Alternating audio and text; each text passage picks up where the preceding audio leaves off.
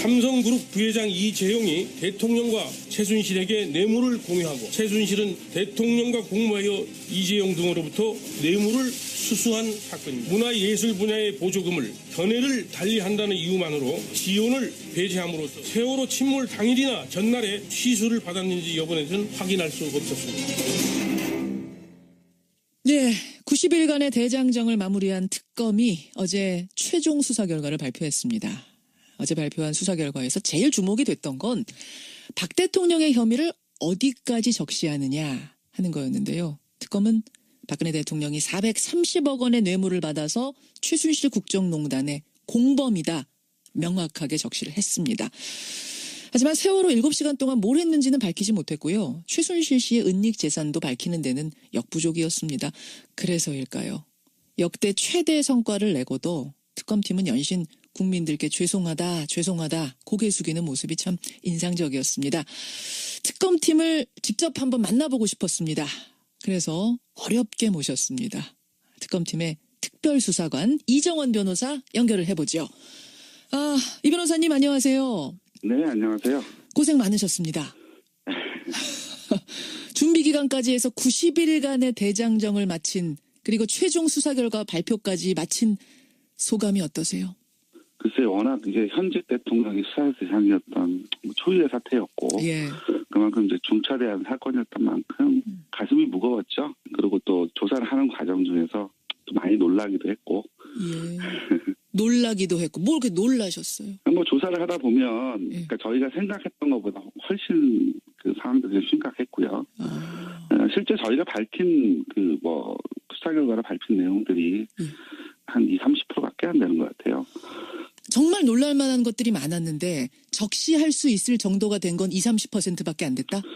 그렇죠. 그러니까 저희가 뭐 첩보 수준으로 받고 그다음에 수사를 하고 뭐 그러면서 실제 저희가 공소를 제기할 정도로 그렇게 할 정도로 이제 수사가 됐던 사건은 한 20-30% 정도밖에는 수사가 진행되지 않았던 것 같고 그 정도만 기소가 된 거죠. 또 시간도 좀 더 주어졌어야 되고요. 그다음에 좀 이렇게 제도적으로 특검법상 여러 가지 좀 문제가 있어가지고 더 수사를 못했던 부분들도 좀 있어요. 그러니까 사실은 그 수사관들이 뭐 밤낮 없이 수사하셨다고 들었어요. 몇 시간이나 주무셨어요? 뭐 2-3시간 자고 뭐 출근하는 경우도 많았고요. 저 같은 경우 거의 집에 못 들어갔으니까. 집에 못 들어갔을 정도로. 그냥 근처 사우나 가서 눈 붙이고 나오고. 네, 그렇습니다. 세상에. 그렇게 했는데도 우리가 밝힐 수 있는 건 20-30%였다. 그 정도로 어마어마한 미스테리들이 아직도 남아있다. 이 말씀. 네, 그렇습니다. 이정원 수사관이 꼽는 특검의 가장 큰 성과라면 그래도 그 20-30% 밝혀낸 것 중에 뭐라고 보세요? 아무래도 블랙리스트 부분. 블랙리스트. 네, 그리고 이제 최순실과 대통령, 삼성 간의 뇌물죄 혐의를 밝힌 부분. 뭐 그런 부분이겠죠. 결국은 이제 국정농단하고 전경유착의 어떤 고리 부분. 일부를 밝혔다. 그게 성과라면 성과겠죠. 이재용 부회장이 사실 첫 번째 구속영장 청구했을 때는 이 기각이 됐고 두 번째에서 구속이 됐는데 첫 번째 때 그 예상하셨어요? 저희는 좀 자신이 있었습니다. 자신 있으셨어요? 예, 자신 있었습니다. 다들 구속영장이 나올 거라고 기대를 했었는데 많이 실망하고 놀랬죠. 그렇군요. 첫 번째 때도 자신 그럼 두 번째 때는 오히려 더 불안해지셨을 수도 있겠네요? 예, 그랬습니다. 아마 그날 그 영장 발부 여부 결정되는 그날 밤에 특검 구성원 중에서 아마 잠이 오는 분들이 별로 없었을 거예요. 하얗게 밤을 지새면서. 첫 번째 때도 자신했는데 안 됐으면 두 번째 때는 어떨까 이런 조마조마한. 예, 그렇죠. 예, 이거 저희가 혹시나 놓친 부분은 없는지. 사실 또 그러면서 저희가 영장 관련된 부분 이제 보완을 계속 해가면서요. 그래요. 예, 혹시나 또 만에 하나 이런 일이 없어야 되니까 조심을 하고 여러 가지로 따져봤죠. 가장 큰 성과는 이제 그 정경유착의 부분을 파헤친 부분. 반면에 제일 아쉬운 점, 제일 뭔가 남는다 하는 부분이 있다면? 나머지 대기업 수사들이 시간적 제약 때문에 손을 대지 못했다는 부분. 뭐 일부 수사들은 진행이 됐고요. 또 상당 부분 성과가 있었음에도 불구하고 기소할 만큼 저희가 발전하지 못한 부분이 좀 있습니다. 그렇죠. 그리고 또 우병우 수사 여기에 말씀들이 많습니다. 뭐 봐주기를 했다는 등. 그렇죠. 그런데 이게 아무래도 이재용 그 부회장에 대한 영장이 기각된 이후로 그거에 대한 보완 조사 재청구를 위해서 시간을 좀 많이 썼고요. 그러다 보니까 이제 그 특검 연장 여부가 불확실해지면서 이제 카운트다운에 들어가지 않았습니까? 그랬죠. 결국 이때 이제 그 관련 참고인들이 이제 요 시간만 피하면 특검 수사를 피할 수 있을 거라고 생각을 해서 소환 부르고 그랬어요. 결국 이제 그 부분이 조사가 조금 미진했던 부분이 결국 영장 기각이 되고 그게 영장 기각 사유가 되지 않았나. 그러면은 그 미적미적거리면서 끝까지 버텼던 중요 참고인들이라면 어떤 사람들이요? 결국은 이제 청와대 내부에 있었던 또 거기에 파견되었던 검사들, 실제 그 우병우 전 수석의 지시를 받고 실제 그 실행을 했던 사람들에 대한 조사가 있어야 되는데 그렇죠. 수사 협조를 하지 않았죠. 거기엔 지금 현직 검사들도 있습니다. 결국은 우병우 전 수석의 입김이 그들에게 작용해서 끝까지 이들이 불응한 거 아니냐라는 얘기도 나오는데. 글쎄요, 뭐 저희가 거기까지 알겠습니까만은 아무래도 어쨌든 뭐 청와대 이쪽과 관련되면 협조적이지 않더라고요. 그렇고 특검 자체가 우병우 라인의 영향을 받은 건 아니냐라는 의심도 있었거든요. 내부적으로 그런 부분은 없었습니다. 그건 아니고. 더군다나 저희가 이제 특별수사관들하고 현직 검사들하고 같이 그 협력하는 체제로 운영했었기 때문에 뭐 그런 부분들이 논의될 수 있는 여지가 별로 없었습니다. 그렇군요. 그 부분에 대한 오해는 좀 서운하실 수 있겠어요. 그러면. 네, 그렇습니다. 또 하나는 이제 재산관계 수사 이 부분인데요. 일단 시간이 일단 짧았던 부분도 있고요. 그다음에 이 재산관계를 조사하기 위해서는 이제 금감원과 국세청의 협조가 절대적이에요. 절대적이죠. 예, 그렇죠. 그러니까 예를 들면 저희가 그 관련된 등기부등본을 찾고 그와 관련된 자금이 서로 어떻게 움직였는지를 확인해야 되는데 이와 관련된 자료들을 그쪽에 전부 다 거부를 했습니다. 거부할 수도 있습니까? 특검이 내놓으라는데? 받아오라고 하는데. 영장 받아오라고 하는데. 예, 영장을 받아오라고 하는데 이게 벌써 30년 전 이미 지난 공소시효가 다 끝난 사건들이에요. 근데 범죄 혐의를 적시할 수 없으니까 영장 발부 자체가 안 되는 사건이죠. 안 되죠. 예. 왜 그 부분이 미진했는가? 이게 좀 이해가 되네요. 특검팀 내부에서는 연장 가능성, 그러니까 황교안 권한대행이 연장 승인을 할 가능성을 얼마나 보셨어요? 별로 가능성이 없다고 봤습니다. 가능성 없다고 보셨어요? 그리고 애초에 1차 수사 계획을요. 연장이 안 되는 걸 전제로 저희가 수사 계획을 잡고 조사를 했어요. 세상에. 왜요? 그 연장 여부 결정을 황대행이 하게 돼 있는데 과연 해줄지 의문이다. 어차피 대통령이 임명한 총리인데 해줄 것인가? 그렇습니다. 결국은 저희가 현직 대통령에 대한 조사를 같이 할 수밖에 없는데 과연 그 부분에 대해서 연장을 해주겠느냐. 여기에 대해서는 사실은 좀 회의적이었고요. 그래서 일단 가급적이면 70일 안으로 조사를 마무리해보자 1차. 그리고 연장이 되면 나머지 더 한번 해보고 하는 차원으로 이제 플랜 A, B 이렇게 두 개로 마련해서 조사를 진행을 했죠. 애초에 안 될 거다라는 전제하에 우선순위 쭉 정해가지고 여기까지 가자. 이렇게 참 들으면서 안타깝네. 아니 수사관이 수사를 하겠다는데도 그 지휘자가 하지 말아라. 이게 좀 코미디 아닌가요? 그렇죠. 근데 어떻게 하겠습니까? 또 하나는 제가 아쉬운 점은 청와대 압수수색 무산되고 대통령 대면 조사 무산된 것. 왜 그렇게 끝내 문을 안 열어주고 끝내 안 만나줬을까요? 뭐 대통령에 대한 수사가 어려울 것이라는 점은 애초부터 예상을 했죠. 하지만 뭐 이런 식으로 압수수색에다가 뭐 대면 조사까지 전면 거부할 거라고는 예상을 못했습니다. 특히 대면 조사 같은 경우에는 특검에서 그 비공개로 하기로 한 거를 정보를 사전에 유출했다. 이게 이제 문제가 된 거였는데 진짜로 유출한 겁니까? 그걸 알고 있는 분이 서너 분밖에 안 돼요. 특검 내에서도. 저희 내부에서는 그게 흘러가지 않았을 거라고 저희는 판단을 하고요. 뭐 자세한 얘기는 제가 뭐 말씀드리기는 그러네요. 결국 그러면은 뭐 시중에선 사실 그때 음모론도 있었죠. 청와대에서 흘려놓고 이걸 좀 빌미 삼아가지고 대면 조사 안 하려는 거 아니냐라는 음모론도 있었습니다만 뭐 그런 것도 알고 있습니다. 대면 조사 그렇게 해서 불발이 어쨌든 됐고요. 압수수색도 무산이 됐는데 만약 대면 조사나 압수수색이 성사가 됐더라면 지금 세월호 7시간 미스테리 못 푸셨잖아요. 네, 그렇습니다. 그거 풀렸을 거라고 보세요? 네, 그렇습니다. 청와대 압수수색은 굉장히 결정적이었어요. 민정수석실에 대한 압수수색이 있었다고 한다면 우병우에 대한 수사가 훨씬 더 탄력을 받았을 것이고요. 그다음에 그 국정농단 전반에 대한 그 어떤 그 수사가 상당 부분 아마 성과를 내거나 진척이 있었을 겁니다. 그렇군요. 그래서 그렇게 안 열어주고 안 만나주고 그랬을까요? 우선은 어쨌든 수사하면서 블랙홀이 3군데가 있었죠. 블랙홀 3군데 어딥니까? 네. 우선은 수사조차 응하지 않는 대통령. 네, 대통령. 네, 그렇죠. 그다음에 두 번째는 수사에 응하지만 계속해서 이제 뭐 진술거부권 행사하는 최순실 씨. 그리고 수사에는 항상 오셔가지고 적극적으로 진술하시는 것처럼 보이지만 이렇게 저렇게 이제 계속해서 이제 말만 돌리시는 김기춘 전 지사였죠. 세 번째 블랙홀. 아니 오기는 오는데 말을 안 미꾸라지처럼 말을 잘 안 하셨어요, 그분은? 그렇죠. 대부분 뭐 한마디 없다거나 뭐 다른 방법 되게 피해가시는 말씀 많이 하신 걸로 알고 있습니다. 아니 그분은 청문회에서도 그러시더니 특검 가서도 그러셨네요. 근데도 어떻게 구속까지 시켰습니다. 예, 결국 이제 본인들이 진술하지 않는다고 하더라도 결국 이제 그걸 하기 위한 그 밑에서부터의 수사들이 차분히 진행됐었고요.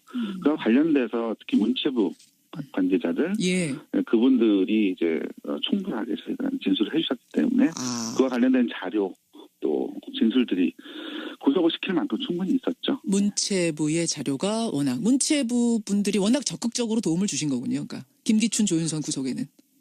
그렇다고 봐야죠. 그러니까 첫 번째 저희가 이제 문체부를 2번 압수수색을 했나요? 그랬을 텐데 첫 번째 압수수색 했을 때보다 두 번째 압수수색 했을 때는 제가 내부 제보도 받았고요.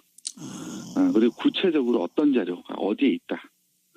그것도 알려주세요. 네, 그렇습니다. 거의 기다리고 계셨어요. 그러니까 문체부 직원들도 얼마나 그동안 속이 탔으면 어서 오십시오 특검팀 이거 여기 있고 이게 중요한 거고 이거 제보하겠습니다.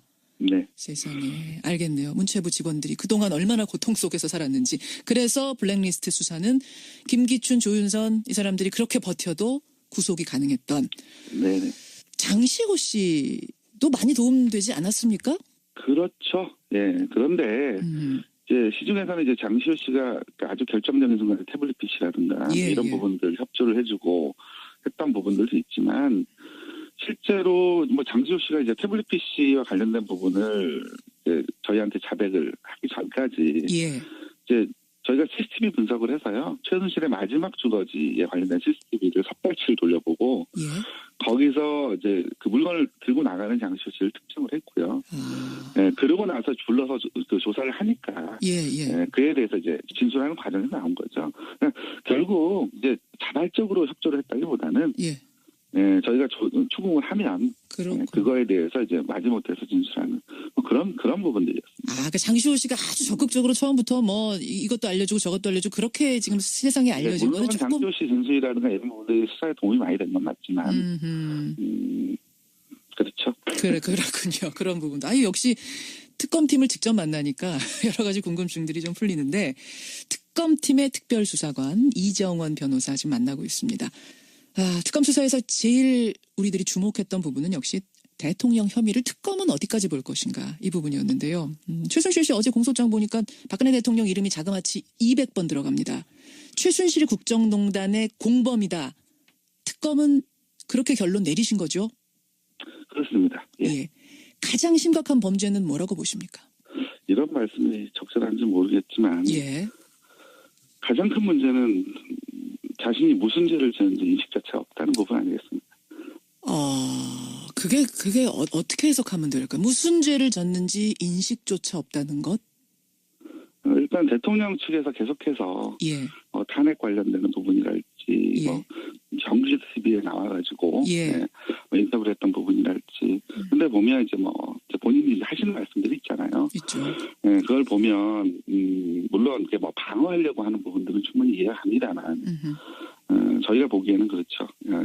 지금 그 현재 이 국면 그다음에 지금 현재 드러나고 있는 여러 가지 그 범죄 혐의들 그거에 대해서 과연 그 인식을 하고 계셨는지. 근데 어쨌든 저희가 이제 아직 기소가 되지 않은 부분이기 때문에 제가 좀 조심스럽긴 합니다. 그 부분에 대해서. 현직 대통령이니까 기소는 불가능합니다만 어쨌든 수사관들은 그러셨다. 어제 최종 수사 결과를 들은 박근혜 대통령 측은 바로 반박했습니다. 이번 특검팀은 태생부터 위헌이다. 일부 야당의 추천만으로 구성된 전형적인 정치적 특검으로 출발선부터 공정성이 담보되기가 어려운 상황이었다. 어제 수사 결과 전면 부정. 어떻게 답하시겠습니까? 여야 합의로 특검법이 통과된 걸로 알고 있고요. 예. 그거에 따라서 그 절차에 따라서 대통령이 직접 박영수 특검을 임명하셨죠. 그런데 태생적으로 위헌이라고 하시면 저희가 거기에 대해 뭐라고 말씀을 드릴까요? 좀 서운하시겠어요. 그 말 들으면서. 예, 근데 조사하는 과정 안에서 서운한 부분이 한두 가지가 아니었기 때문에. 황당한 소설이라는 얘기도 어제 유영하 변호사가 했는데 오히려 그 말씀을 듣고 좀 황당하진 않으셨습니까? 이제 기소가 됐으니까 예. 재판이 벌어질 것이고요. 재판하는 과정 안에서 또 많은 자료가 드러날 겁니다. 최순실 씨 이제 지금 예. 대통령이 기소된 건 아니고요. 예, 그렇습니다. 예, 여러분들이 기소가 됐고 기소된 과정 안에서 예.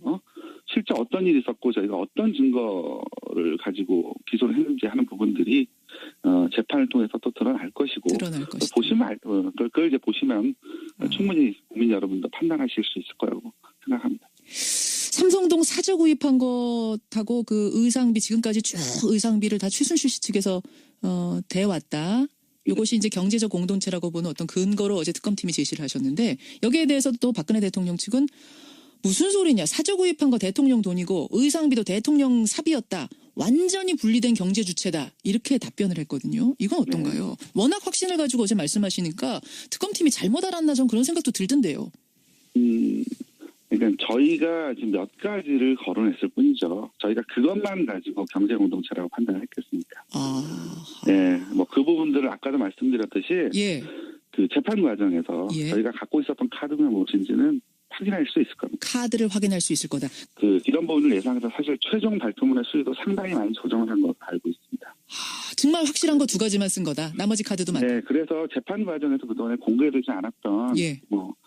그리고 특검으로서 여러 가지 또 사정 때문에 공개할 수 없었던 예. 많은 진상들이나 어떤 팩트들이 드러날 겁니다. 알겠습니다. 알겠습니다. 특검팀의 특별수사관 이정환 변호사를 지금 만나고 있는데요. 이건 좀 여담입니다만 그 비선실세 최순실 씨가 안 나온다고 버티다가 특검에 출석을 했죠. 네. 근데 호송사에서 내리자마자 이것은 민주주의 특검이 아닙니다. 민주특검이 아닙니다. 고래고래 소리를 쳤던 장면 지금까지도 두고두고 화제인데 그 출두 장면 생중계를 특검도 보셨어요? 봤죠? 그 말 듣고는 어떠셨습니까? 민주특검이 아닙니다. 이게 그 국민적 관심을 받는 사건이다 보니까 거의 특검은 형사소송법 교과서 옆에다 끼고 수사했습니다. 혹시나 흠이라도 잡힐까 봐요. 야. 네, 그러니까 그런 식으로 말하니까 이제 당황스럽기도 하고 황당하기도 하고. 네. 최순실 씨, 아까 블랙홀 3명 중에 1명이라고 지목을 하셨는데 하여튼 고생 많이 하셨고요. 이제 공은 검찰로 넘어갔습니다. 검찰에 꼭 당부하고 싶으신 점, 이것만은 꼭 잘 밝혀달라, 신경 써달라, 전하고 싶은 부분이 있다면? 우선 검찰에게는 우병우, 그다음에 나머지 기업 수사에 대한 대기업에 대한 수사가 아직 목으로 남아 있습니다. 그렇죠? 예. 탄핵 결정 이후에 대통령에 대한 나머지 수사도 아직 남아 있는 상태고요. 우병우 전 수석이 검찰 고위 관계자들하고 이제 수시로 통화했다는 내용도 사실로 드러났습니다. 예. 그렇다면 이제 검찰이 환부를 도려낸다는 심정으로 수사에 임해야겠죠. 예. 이 부분은 능력의 문제가 아니고 의지의 문제라고 생각을 합니다. 의지의 문제다. 네. 결국 특검에 파견된 검사들 모두 검찰에서 파견된 분들 아닙니까? 물론이죠. 그 말을 다시 해석하자면 의지만 있다면 지금 우병우 전 수석에 대한 구속, 기소는 충분히 될 정도가 된다. 그렇게 판단한다는 말씀. 네, 그렇습니다. 그렇군요. 대통령 탄핵 물론 아직 여부를 모릅니다만 혹시라도 대통령이 탄핵이 인용된다면 헌재에서 네. 대통령도 기소되기에 충분합니까? 그럼요. 저희가 그래서 피의자로 적시를 했고요. 네. 그 자연인이 되면 바로 구속 수사해야 된다고 보세요? 그게 정도라고 봅니다. 끝으로 정말 응원 많이 하셨어요. 국민들이 그거 알고 계시죠? 네, 알고 있습니다. 국민들께 한 말씀 해주신다면요. 이재용 부회장에 대한 영장 청구가 이제 기각이 됐을 때 예. 특검 내부에서 말들이 많았어요. 분위기도 많이 가라앉았었고. 근데 그날 이제 오후에 보니까 사무실 앞에 이제 꽃바구니 와 있고요. 맞아요. 그다음에 포스트잇 메모도 붙어 있고. 응원 포스트잇. 예. 저희들끼리 그 사진 찍어서 돌려보면서. 예. 힘내자. 실망시킬 수 없다. 어쨌건 이 자리 빌어서 이제 특검을 응원해 주신 국민 여러분께는 진심으로 감사드립니다. 그러니까 힘들 때마다 결국 힘이 된 건 국민이었네요. 그렇죠. 참. 고생 많이 하셨습니다. 고생 많이 하셨고요. 좀 아쉽게 끝이 나긴 했습니다. 시간만 좀 더 있었으면 하는 아쉬움은 있습니다만 주어진 시간 안에서 최선을 다해서 밤잠 줄여가면서 노력해 주신 것 다시 한번 감사 인사 드리겠습니다. 예. 감사합니다. 고맙습니다. 네, 고맙습니다. 예. 제가 정식 명칭 한번 불러보죠. 박근혜 정부의 최순실 등 민간인에 의한 국정농단 의혹 사건 규명을 위한 특별검사 팀의 특별수사관 이정원 변호사였습니다.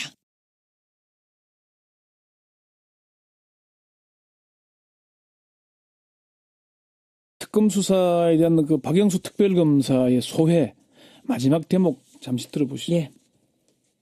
이번 특검 수사의 핵심 대상은 국가 권력이 사적 이익을 위해 남용된 국정농단과 우리 사회의 고질적인 부패 고리인 정경유착입니다. 그러나 저희들은 아쉽게도 이 소망을 다 이루지 못했습니다. 다시 한번 국민 여러분께 죄송하다는 말씀을 올립니다. 소망을 다 이루지 못했다. 네. 이게 이제 얘기인데 사실은 특검이 고생 많이 했죠. 성과도 많이 거뒀고 검찰에게 수사는 이렇게 하는 거다. 한 수를 보여주기도 했고요. 맞습니다. 이게 국민들에게 많은 위로와 참 믿음을 줬죠. 예, 그래요. 그래서 오늘 Y뉴스에서는 그 특검 이야기 중에서도 어느 부분을 좀 파고 들어가 보는 건가요? 나머지 얘기들은 계속 나왔던 얘기들이고요. 예. 블랙리스트의 반대 개념인 화이트리스트에 대해서 구체적으로 이제 드러난 게 이번이 처음이잖아요. 예. 여기 박영수 특검은 왜 화이트리스트까지 파헤쳤을까 이렇게 주제를 정해봤습니다. 그러니까 화이트리스트라는 거는 친정부 단체의 명단도 쭉 만들어서 지원했다. 그 리스트를 화이트리스트라고 하는 거죠. 그렇습니다. 정부가 지원하고 관리하는 특정 단체들의 명단 이렇게 얘기하는 겁니다.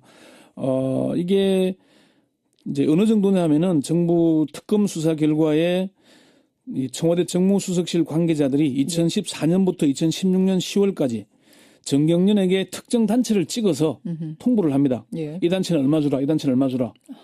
이게 그 2014년에는 22개 단체에 24억, 2015년에는 31개 단체에 35억. 2016년 4월에 이게 그 어버이연합 회계장부가 시사저널에서 폭로를 했어요. 그렇죠. 그러면서 22개 단체 9억 원으로 줄어가지고 특검이 확인한 건 3년여에 걸쳐서 68억 원. 이렇게 드러난 겁니다. 그러니까 블랙리스트로 명단 쭉 만들어서 여기는 지원하지 말아라가 있는가 하면 또 화이트리스트 명단 쭉 만들어서 여기는 지원해줘라. 이렇게 된 거예요. 그렇습니다. 그럼 이 화이트리스트에 들어있는 명단의 그 단체들은 어떻게 되는 단체들입니까? 이 단체들이 주로 뭐 일각에서는 보수라 이름을 쓰는데 보수도 아니죠. 저는 그 극우 친박 단체다 이렇게 표현하는 게 맞을 것 같고, 거기에 뭐 우리가 대체로 아는 어버이연합, 엄마부대, 뭐 애국청년연합 무슨 그런 등등의 단체들입니다. 그래. 근데 최순실 게이트가 본격화한 이후에도 청와대가 이들 그 극우 친박 단체들하고 계속 통화했다는 사실이 또 드러났어요? 그렇습니다. 이게 이제 가장 핵심은 사실은 이들 극우 친박 단체들이 세월호 반대 집회에 동원되었다는 거 이게 핵심이잖아요. 그렇죠. 그 부분이 이제 왜 드러나냐면은 청와대 정무수석실에서 2014년 상반기는 12개 단체만 지원을 요구를 했거든요. 그러다가 하반기에 10개 단체를 더 추가합니다. 또 2015년에 9개 단체를 또 추가해요. 계속 늘어나고 있잖아요. 이게 아마 특검 관계자도 청와대가 전경련의 극우 친박 단체들 지원을 요구한 것은 세월호 반대 집회와 관련이 있는 것으로 보인다고 얘기를 했고요. 그런데 문제는 요구뿐만이 아니고 최순실 게이트 이후 특검이 수사된 이후에도 계속 통화하고 관리해 왔다는 거거든요. 그러니까요. 이게 허현준 국민소통비서관실 선임 행정관인데 2016년 1월부터 2017년 1월 초까지 엄마부대 주옥선 대표와 전화 통화나 휴대폰, 문자, 메시지 등등 90여 차례 연락을 주고받았습니다. 90여 차례면 상당히 많은 거죠. 1년치만 드러난 것은 통화 내역 보관 기간이 1년이기 때문에. 그래서 그런 거군요. 그 이전에는 얼마나 자주 했는지는 또 확인이 안 되는 겁니다. 지금 국정농단 사건이 터진 게 10월인데 예. 올 1월까지도 계속 통화를 했다. 청와대 사람이. 예, 그렇죠. 그래요. 그뿐만 아니고 지금 박찬성 반핵 반김 국민회의회 대표, 장기정 자유청년연합 대표, 예. 신혜식 신의한수 대표 등과도 자주 휴대폰 연락을 한 사실이 확인됐는데 문제는 이들이 지금 특검 반대, 탄핵 반대 시위를 주도하고 있는 단체들이라는 거거든요. 그러네요. 결국은 극우 친박 단체들이 대통령 탄핵이나 특검 수사 반대 집회에서 활동하고 있는 건 청와대가 지금까지 거기에 관여하고 있는 게 아닌가. 이걸 보여주고 있는 대목이죠. 그 극우 친박 단체들에는 얼마나 지원이 됐는지도 좀 구체적으로 밝혀졌습니까? 예. 특검은 정경련이 단체별로 얼마나 지원했는지 구체적인 내역을 확인했습니다. 예. 지금 특검이 확인한 것만 해도 2014년에 어버이연합회에 가장 많은 3억 7천만 원. 3억 7천 1년에. 예. 그리고 선진화 시민행동에 3억 2천여만 원. 예. 애국단체 총연합회에 3억 원 등이 지원된 것으로 확인을 했습니다. 어버이연합 추선희 사무총장에게 돈을 받았냐 확인을 했더니 부인하진 않고 노인들 무료 급식과 나눔 행사에 사용했고 안보 견학에 다녀왔다. 이렇게 인정을 했고요. 그래요. 특검과 정경련 검찰 등에 따르면은 특검은 정경련과 청와대 관계자들에 대한 수사에서 단체별 구체적인 지원 금액을 상세하게 파악을 해서 예. 검찰에게 자료들을 모두 넘겼다고 합니다. 그러니까 청와대가 네. 민간 단체인 정경련에 이렇게 지시를 하는 것 자체가 일단 불법 아닌가요? 그렇습니다. 특검에서는 청와대가 정경련에 대해 정경련이 일단 민간 단체잖아요. 사단법인이니까. 그럼요. 의무 없는 일을 하도록 했으니까 직권 남용이 되고 또 강요죄가 될 수 있다고 봤습니다. 예. 그래서 블랙리스트 수사를 하면서 화이트리스트 수사를 변경했다는 겁니다. 그렇게 되는 거군요. 예, 그렇지만 정경련과 이 극우 단체들을 직접 접촉한 허현준 선임행정관은 입건조차 하지 못했습니다. 입건조차 하지 못했다? 그렇습니다. 왜요? 허현준 선임행정관이 주로 이 극우 단체들하고 연락도 하고 정경련에 연락을 했는데 예. 화이트리스트가 특검의 수사 대상으로 분류되어 있지 않기 때문입니다. 특검은 할 수 있는 게 딱 정해져 있으니까. 예, 14가지가 정해져 있는데 그렇군요. 특검의 한 핵심 관계자는 허현준은 아직 입건조차 못했다. 예. 특검법 수사 대상인지 논란이 될 수 있어서 입건하지 않고 검찰의 수사 기록을 모두 넘겼다. 이렇게 얘기를 했습니다. 허 행정관이 왜 지난해 1월 26일 특검에 소환됐지만 소환에 불응했잖아요. 불응했습니다. 이게 허 행정관에 속한 정무수석실 산하 국민소통 비서관실이 블랙리스트를 만든 곳입니다. 허 행정관은 어버이연합을 부추겨서 관제 시위를 하도록 한 혐의로 이미 검찰에 고발돼서 조사를 받은 적도 있습니다. 그래요. 그 윗선은 김기춘 실장하고 조윤선 수석인 거죠? 그렇습니다. 김기춘 비서실장과 조윤선 정무수석인데 이들은 특검 조사에서 모르쇠로 일관했다고 합니다. 그렇죠. 김기춘 전 비서실장은 청문회에서 기억나죠? 모릅니다. 기억나지 않습니다. 보고받은 법 없습니다. 이 되풀이했다 그러고요. 조윤선 전 장관도 마찬가지였다고 합니다. 특검 관계자가 조 전 장관은 처음부터 끝까지 기억나는 게 없다는 태도를 보이고 있다. 이런 얘기를 했다고 합니다. 자, 그럼 이 지원된 돈이 어떻게 쓰여졌는지 아까 어버이연합에서는 안보견학 같다. 나눔 행사에 썼다라고 하는데 특검팀이 밝힌 건 뭡니까? 특검팀은 조사도 못했습니다. 그럼 어디 쓰였는지 우리 끝까지 모르는 거예요? 사실 저도 그게 그 대목이 가장 궁금한데 어버이연합이건 엄마부대건 극우 단체들도 법인으로 등록된 경우는 그렇게 많지가 않습니다. 그렇지만 지방자치단체에 시민단체로 등록이 돼 있습니다. 그래야 지원을 받을 수 있거든요. 그렇겠죠. 이미 밝혀졌지만 어버이연합은 법인이 아니다 보니까 종교단체나 다른 단체, 법인의 이름으로 지원을 받았잖아요. 그래서 경실련이 금융실명제법 위반으로 수사 일을 했거든요. 다만 특검에서는 허현준 행정관뿐만 아니라 이들 단체도 조사를 못했기 때문에 검찰의 몫이 되겠습니다. 결국 검찰이 다 해야 되는 거네요. 이 돈이 어디 쓰였는지도. 특검 관계자는 자금 사용 문제는 검찰이 수사해야 한다.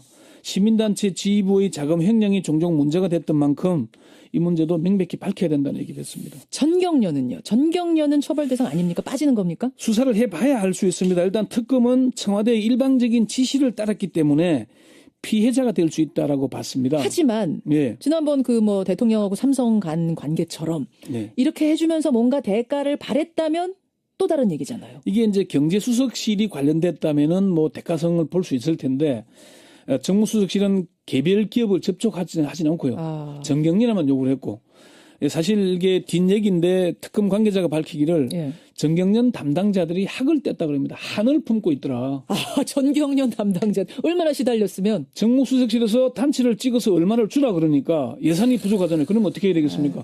개별 기업으로부터 또 돈을 뜯어내야 되잖아요. 뜯어내야죠. 그 역할을 하는 게 그렇게 힘들었다. 뭐 속된 말로 우리가 지금 삥 뜯는 역할을 이렇게 계속해야 되느냐 하면서 한탄을 한 거네요.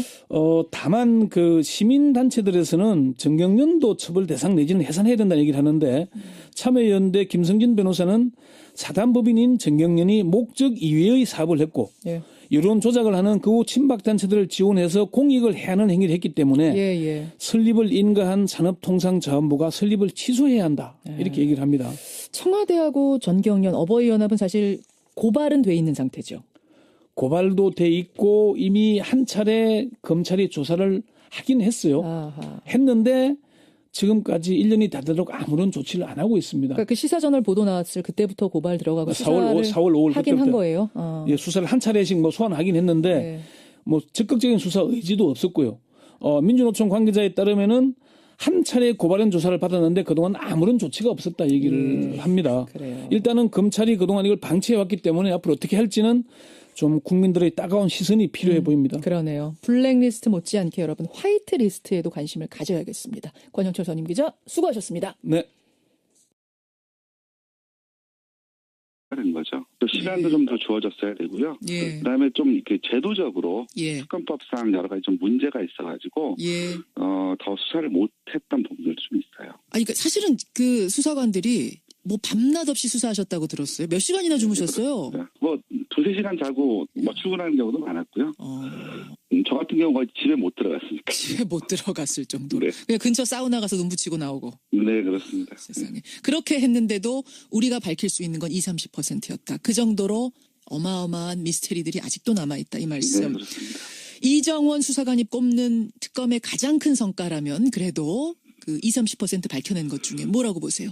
아무래도 블랙리스트 부분.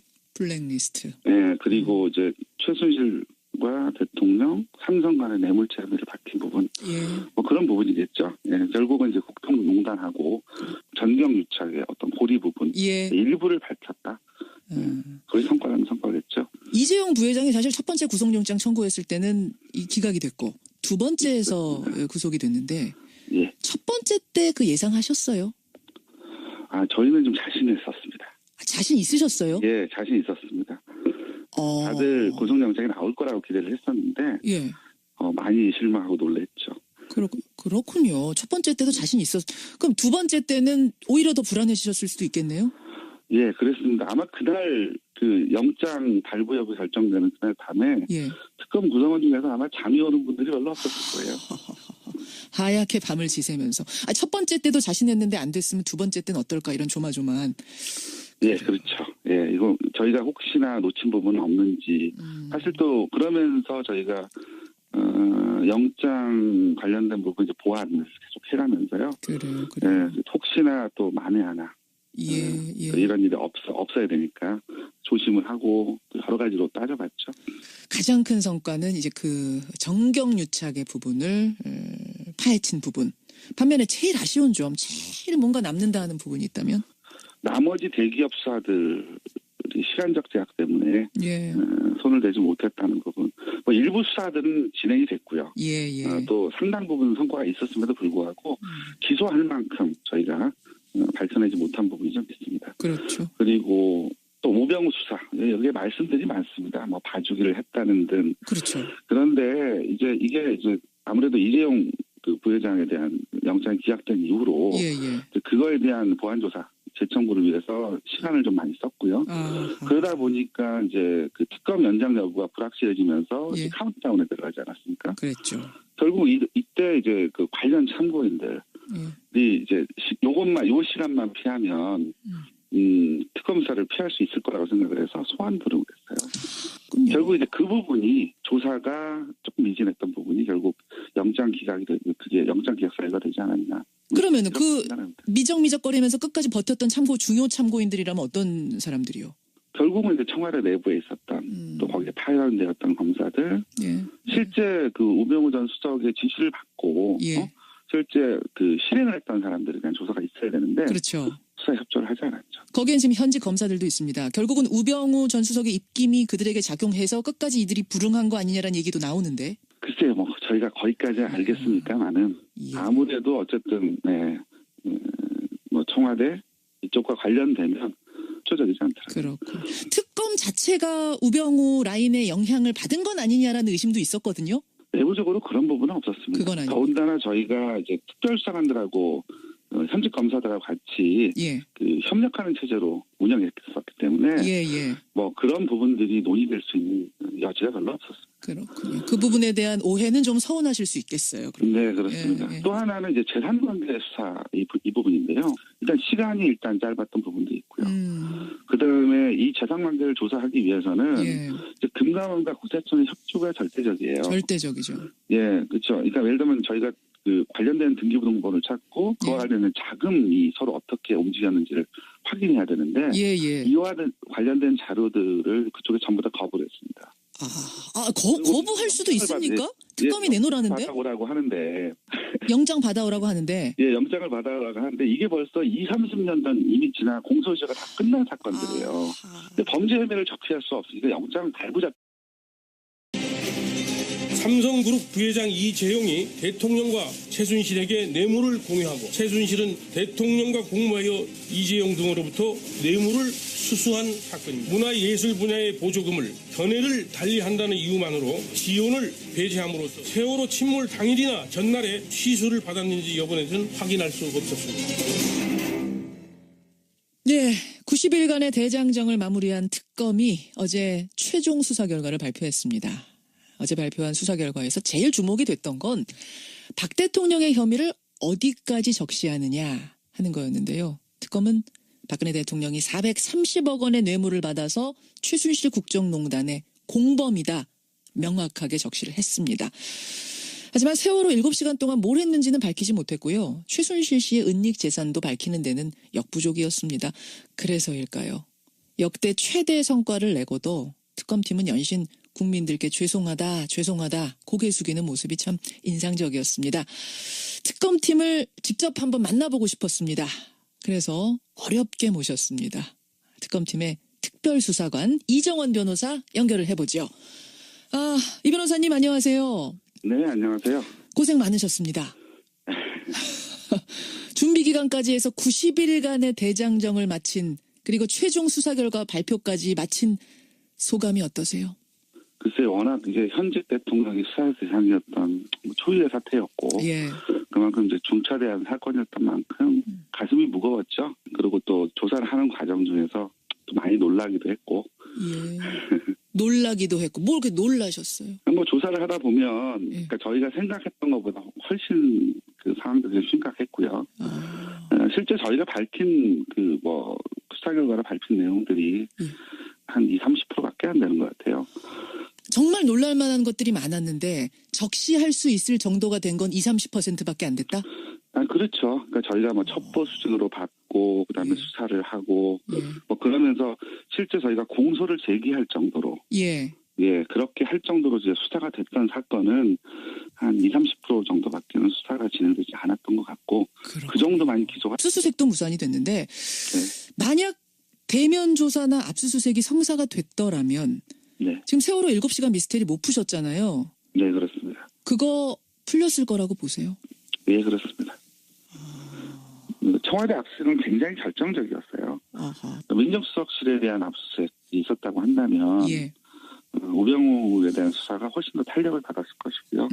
그다음에 그 국정농단 전반에 대한 그 어떤 그 수사가 상당 부분 아마 성과를 내거나 진척이 있었을 겁니다. 그렇군요. 그래서 그렇게 안 열어주고 안 만나주고 그랬을까요? 우선은 어쨌든 수사하면서 블랙홀이 3군데가 있었죠. 블랙홀 3군데 어딥니까? 네. 우선은 수사조차 응하지 않는 대통령. 네, 대통령. 네, 그렇죠. 그다음에 두 번째는 수사에 응하지만 계속해서 이제 뭐 진술거부권 행사하는 최순실 씨. 그리고 수사에는 항상 오셔가지고 적극적으로 진술하시는 것처럼 보이지만 이렇게 저렇게 이제 계속해서 이제 말만 돌리시는 김기춘 전 지사였죠. 세 번째 블랙홀. 아니 오기는 오는데 말을 안 미꾸라지처럼 말을 잘 안 하셨어요, 그분은? 그렇죠. 대부분 뭐 한마디 없다거나 뭐 다른 방법 되게 디테일하시는 말씀 많이 하신 걸로 알고 있습니다. 아니 그분은 청문회에서도 그러시더니 특검 가서도 그러셨네요. 근데도 어떻게 구속까지 시켰습니다. 예, 결국 이제 본인들이 진술을 하지 않는다고 하더라도 예. 결국 이제 그걸 하기 위한 그 밑에서부터의 수사들이 차분히 진행됐었고요. 그와 관련돼서 특히 문체부 관계자들, 그분들이 이제 충분하게 저희가 진술을 해주셨기 때문에 그와 관련된 자료 또 진술들이 구속을 시킬 만큼 충분히 있었죠. 문체부의 자료가 문체부 분들이 워낙 적극적으로 도움을 주신 거군요. 그러니까 김기춘, 조윤선 구속에는. 그렇다고 봐야죠. 그러니까 첫 번째 저희가 이제 문체부를 2번 압수수색을 했나요? 그랬을 텐데 첫 번째 압수수색 했을 때보다 두 번째 압수수색 했을 때는 제가 내부 제보도 받았고요. 그리고 구체적으로 어떤 자료가 어디에 있다. 그것도 알려주세요. 네, 그렇습니다. 거의 기다리고 계셨어요. 그러니까 문체부 직원들 안 되죠. 예. 왜 그 부분이 미진했는가 이게 좀 이해가 되네요. 특검팀 내부에서는 연장 가능성, 그러니까 황교안 권한대행이 연장 승인을 할 가능성을 얼마나 보셨어요? 별로 가능성이 없다고 봤습니다. 가능성 없다고 보셨어요? 그리고 애초에 1차 수사 계획을요. 연장이 안 되는 걸 전제로 저희가 수사 계획을 잡고 조사를 했어요. 세상에. 왜요?